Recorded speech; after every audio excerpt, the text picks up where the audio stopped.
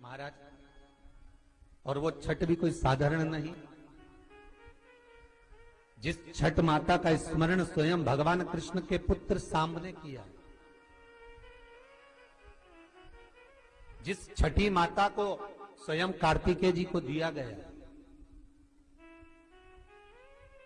पूरा विश्व, हमारे बिहार साइड के जितने भगत लोग होते हैं आज से व्रत का क्रम प्रारंभ कर देते हैं। महाराज, Please like, share and subscribe the channel and press the bell icon for new notification of videos.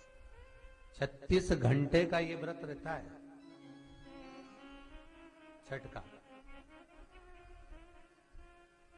स्नान, खाना, दूसरे दिन फिर वही क्रम में पूजन की तैयारी, भूखे रहना, सूर्य को अर्घ देना, उगते को डूबते को, और मां छठी का स्मरण करना।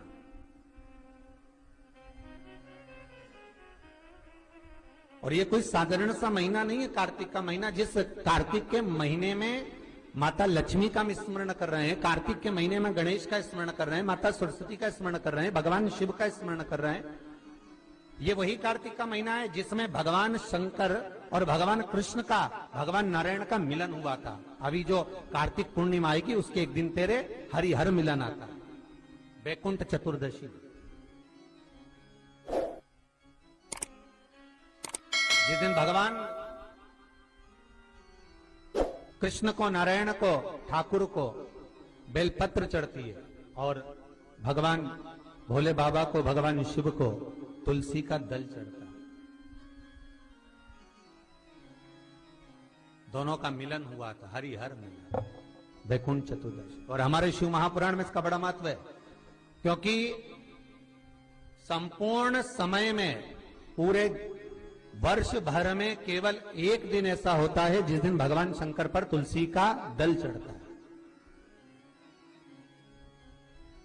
और संपूर्ण समय में एक दिन ऐसा होता है जब ठाकुर जी पर बेलपत्र समर्पित होती है। शास्त्र तो कहता है, विष्णु पुराण कहती है, स्कंद पुराण वर्णन करती है कि ठाकुर जी को तो बेलपत्र आप अगर पूजन कर रहे हो तो रोज समर्पित कर भी सकते हो, पर शंकर भगवान को, भोलेनाथ को, मेरे विश्वनाथ को तुलसी का दल साल भर में समर्पित नहीं होता, केवल एक वैकुंठ चतुर्दशी का दिन ऐसा होता है। और उस बेलपत्र की भी बड़ी महत्वता है। और कार्तिक के महीने में अपन जब कथा श्रवण कर रहे हैं, आनंद ले रहे हैं, सुनने के लिए बैठे हैं और मौका मिला है कार्तिक महत्तम को श्रवण करने का, तो एक एक महत्व को अपन समझ। उत्तर भारत के जो लोग हैं ये पूजन करते हैं दीपावली के बाद में छठ की पूजन, छठी। बिहार साइड में, यूपी साइड में, इधर सबसे ज्यादा पूजन होती है छठ की। कौन सी माता है ये? छठ है। कौन सी माता? छठ। जितने लोग पूजन कर रहे हैं उनको भी ज्ञात नहीं है कि ये छठ की पूजन होती क्यों है, ये माता है कौन सी। ये छठ माता कोई दूसरी नहीं है, कार्तिकेय जी की धर्म पत्नी देवसेना है जिसकी पूजन होती है छठी के रूप में। उगता सूरज और डूबता सूरज का अर्घ होता है।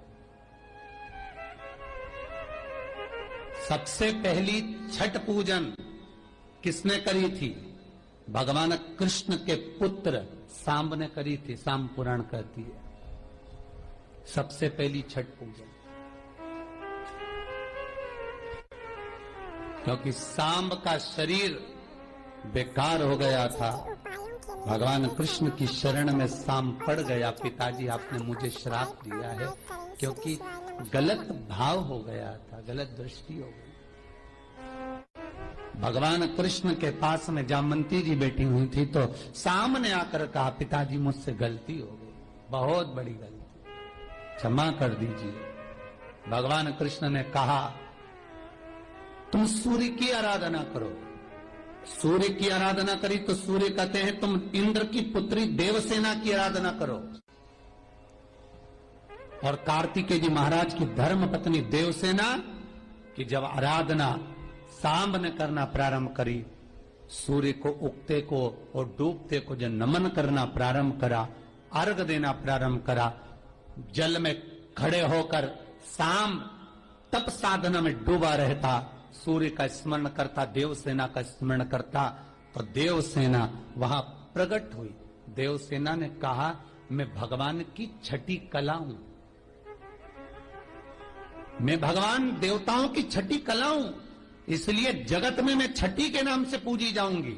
और सुन ए शाम, तूने मेरी आराधना करी है, मृत्यु लोक में जो मेरी आराधना करेगा वो जगत का सारा सुख भोगेगा, और तू भी चिंता मत करना, तू भी सर्व सुख भोगेगा। अब देखिएगा महाराज, शिव महापुराण की कथा कितना सुंदर वर्णन कर रही है कि एक लोटा पानी का फल क्या है। माताओं जरा आप ध्यान दीजिएगा।